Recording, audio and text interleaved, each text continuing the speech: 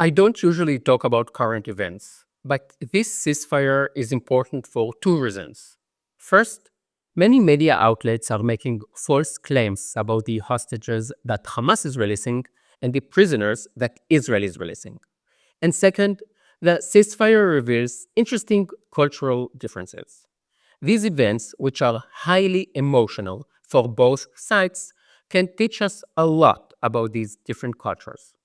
Some media, especially left leaning ones, are trying to present this deal as if Israel will be getting back some women and children and the Palestinians will be getting back some women and children.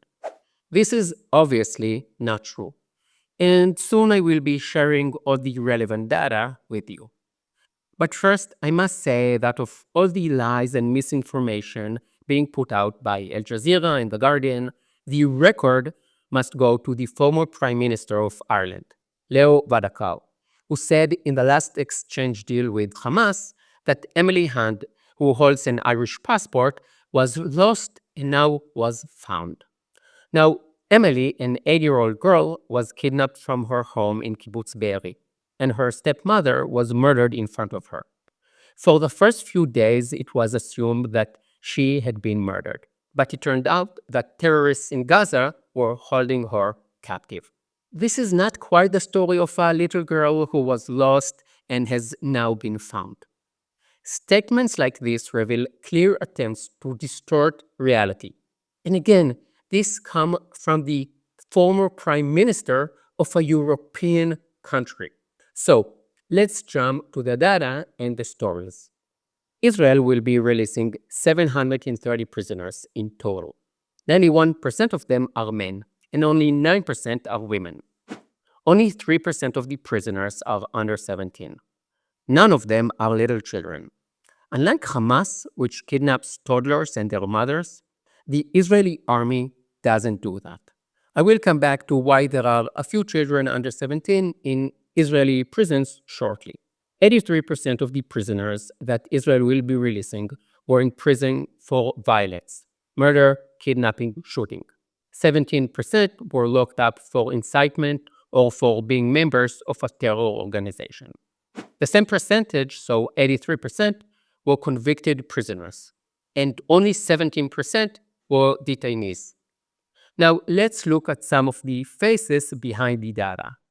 Israel will be releasing Zacharias Bedi, who was responsible for the terror attack in Bet Shan that killed 6 people in 2002. Israel will also be releasing Tabet Mardawi, who was responsible for the Afula bus suicide bombing in which 8 people were murdered. In exchange for them, Hamas will be releasing Roni Gonen. Her crime was being Jewish and dancing at a party. Israel will be releasing Muhammad Abu Varda, responsible for the bus bombing in Jerusalem that killed 24 civilians. Qasem Wail is also being released. He is responsible for 3 terror attacks in which 35 civilians were murdered. In exchange for them, Hamas will be releasing Doron Steinbacher. This is a photo of her in captivity. Her crime was being Jewish. She was kidnapped from her home in Kibbutz Kfar Aza. Israel will be releasing Muhammad Naifeh, who was responsible for different attacks that resulted in the killing of 4 children and 9 adults. Among them was the terror attack in Kibbutz Metzer, where a mother and her 2 children were murdered in their own homes. In exchange for him, Hamas is releasing Emily Damari, who was kidnapped from her home in Kfar Aza. She lost 2 fingers when the Islamist terrorists attacked her house.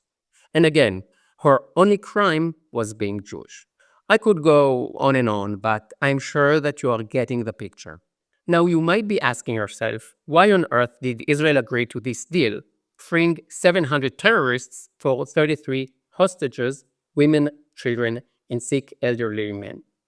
I will say that not all Israelis support the deal, as history shows that 80% of these prisoners will go back to being terrorists. But one of the most significant differences between Israeli society and Palestinian society is that we cherish life and they cherish death. It is not me saying this. Those aren't my words. Those are their own words in their propaganda videos. גדודי אל-קסא, אוהדי להתמוות, יותר מאהבתכם לחיים. If you are a Westerner, I know that it is hard to wrap your head around it. And I will soon be making a video about the death culture of the Palestinians. But for now, just have a look at their official TV. ينجبون أعدادا كبيرة من البنات والبنين. كان الرد جميل، رد جميل. نحن ننجب هؤلاء بكثرة لندفعهم حتى للموت. And she's smiling. They teach their children to hate and to be shaheeds. And this is why there are also 16-year-old terrorists in Israeli prisons. Jihad is its path, and death for the sake of Allah is the loftiest of its wishes. This is one of the core values of Hamas. I don't know if you can really get this if you live in Europe or the US, but realizing that this is Hamas beliefs is key to understanding Israel's situation. Arabs who kill Jews, and I'm not talking about soldiers in the West Bank, I'm talking about women and children, are considered heroes. Here is a crazy fact that, as far as I know, has never really been discussed. There isn't a single Palestinian journalist or academic who has said publicly, are these people who murdered children really our heroes? Maybe there is something wrong with our society if children murderers are its heroes. Not a single one. And they put their money where their mouth is. 7% of the Palestinian Authority budget go to terrorists who are in Israeli prison. The more Jews you kill, the more money you get. Muhammad Naifel, who, as I mentioned, was responsible for the killing of a mother and 2 kids in Kibbutz Metzer, has received $300,000 from the Palestinian authorities over the last 20 years. Maybe it is just me, but one might think that that money could be spent better. The way they organized the release also demonstrates some cultural differences. Hamas had the Jewish women go up on stage in front of Hamas terrorists. What kind of show is that?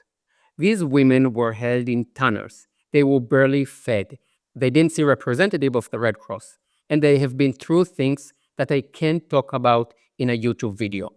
And then Hamas put them up on stage. And please note that the Hamas terrorists are wearing uniform at this event put together for the media. When they fight, they don't wear uniforms. It is only at the ceasefire that they put on uniforms. It is the hypocrisy of another world. And let's have a look at how those released are greeted upon their return. In Israel, the released hostages are first met by their families, and then the best doctors treat them. Meanwhile, the Arab terrorists are welcomed by fellow terrorists shooting into the air. Do I really have to claim that all cultures are equal, or can I just tell the truth? In the next few weeks, there are going to be lots of articles about the hostages and the terrorists who are being released. As I said, I don't like to go into current events too much. My next videos will be about the war between Israel and Qatar, and we'll take a deeper dive into Palestinian culture. So please subscribe and share this video. If you are confused about the news you are seeing, I highly recommend that you check out Honest Reporting. They do a fantastic job of exposing the way in which the media twists the facts. Check them out and follow them. Another great organization is Bright Mind. If you want to better understand all the anti-Israel propaganda and also fight it, then consider joining their community. I will leave all the links below. Please join them. We are all waiting for our hostages. See you next week. Bye, Benatime.